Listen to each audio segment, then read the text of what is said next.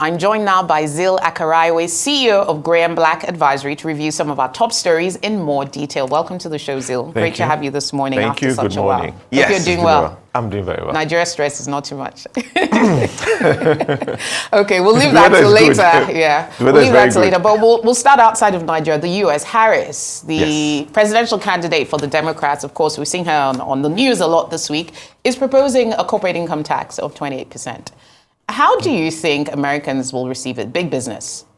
Well, anything regarding increasing tax, the big businesses would frown at it. But if you consider that they are running a deficit of almost $2 trillion a year, they need to cover that one way or the other. And remember, the corporate tax was 35% pre-Trump, and then Trump reduced it to 21%. Yeah. And that has, widened the deficit. So taking it back somewhere in the middle, I think that's what they're doing, taking it up to 28. Yeah, the big guys would not like it, but it's something they really need to do. Yeah, indeed. But this is even on the assumption that she makes it. Now, the question is, if Trump comes in, will that tax rate go down further? Will he maintain it? What is his ethos around taxation? He's a big spender. Well, to be honest with you, it doesn't look to me like he wants to win anymore. Really? What do you mean? I think he was obsessed with winning Biden. Okay. His ambition and drive to be president has already been achieved. Right. But he was unelected by Biden. And I think he just had this personal vendetta to prove that he's better than Biden and wanted to win Biden. Because once Biden dropped out, you notice the steam from Trump kind of dissipated. Well, it's slowed down, but I guess the politics aside, in terms of Trump economics, right, what would that look like? I think he already dropped it from 35 to 21. Okay. They have a huge deficit. I don't see any president seeing the sensibility in dropping it further. That's a huge revenue line disaster. For them. Yes. Yeah. If he wins, I imagine he would maintain what he did.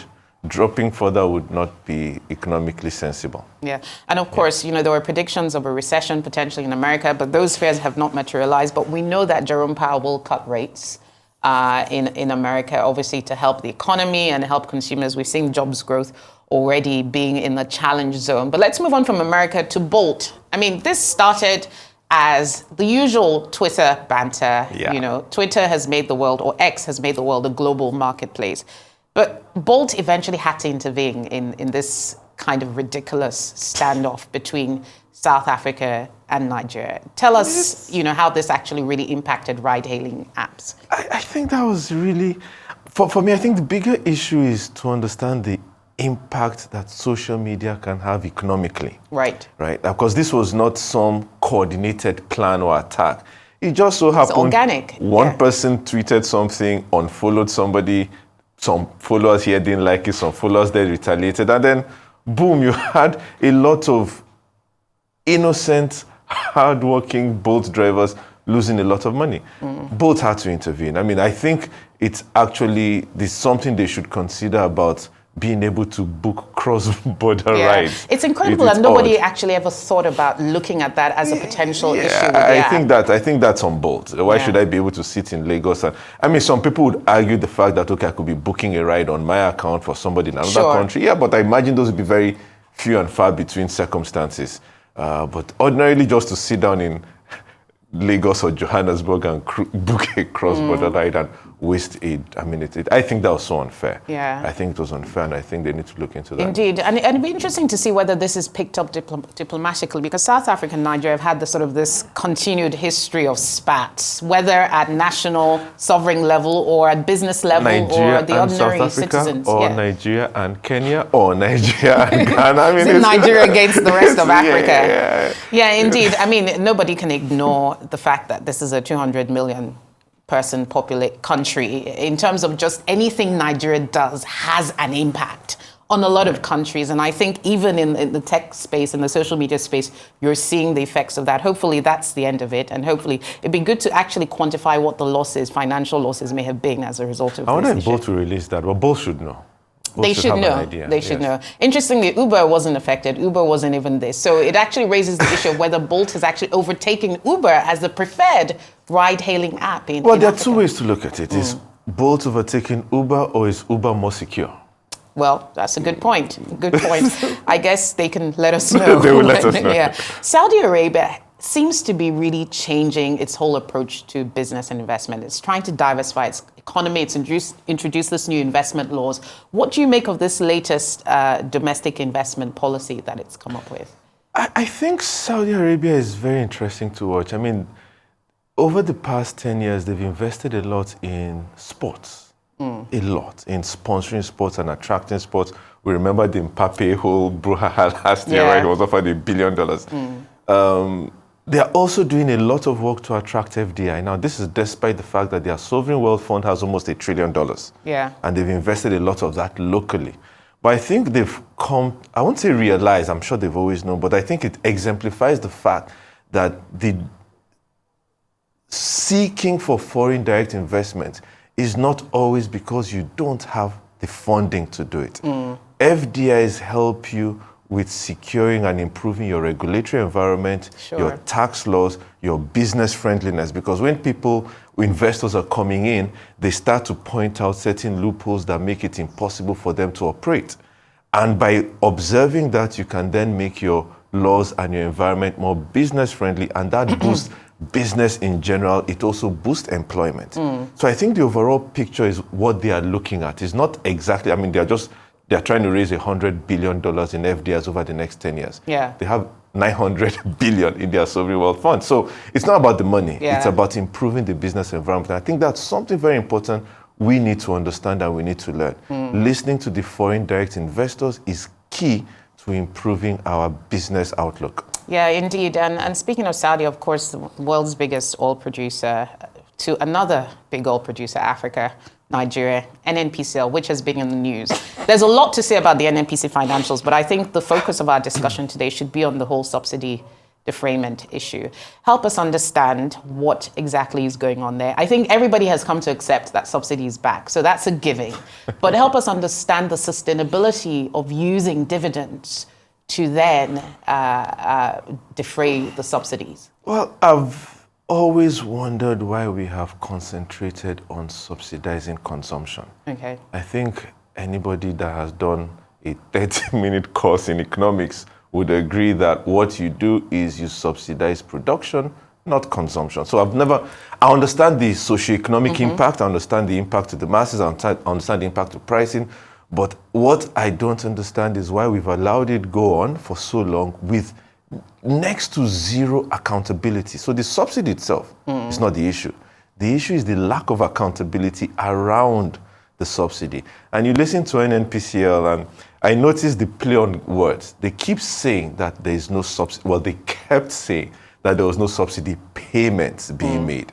They did not outrightly deny the fact that there was a subsidy regime. Right. What they kept saying was nobody was actual paid. paying. Yeah. Yes, they were playing on those words. So what was happening is that there's a subsidy. We know the international price of petrol. We know the shipping cost. We know the landing cost. We know all that. We know the pump price. The difference, there is a subsidy being absorbed. Yeah, and someone is bearing that cost. Yes, but they're just saying they're not paying any marketer. But the cost is being absorbed. But the cost is really detrimental to the progress of the country. Absolutely. And you know, there's even a bigger issue here because NNPC has ambitions to become a global player, the likes of some of these big NOCs around the world. And we've been talking about an IPO and corporate governance. Now, the question is, under any corporate governance context, you suspend the payment of dividends to shareholders, in this case, the government, in order to plug an abnormality. An expense line. An expense line, right. Now, in any other context of a publicly listed company, that would be a major corporate governance infraction. Now, what is the future of corporate governance and how can NNPC actually transition and clean up its books and clean up itself to become the company that you would then list on a stock exchange and, you know, investors, retail investors like yourself and myself would want to invest or other types of investors? NNPC as an entity, like any other entity, has a culture, right?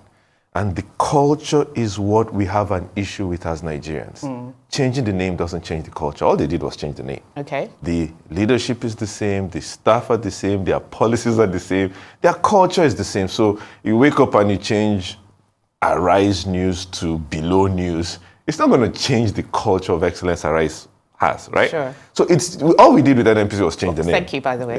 I'm going to shout to do that. But there's something else I want to mention. What I expect an entity like NNPC to have done. In March last year, I know because we looked at the numbers, the oil curve was in backwardation, right?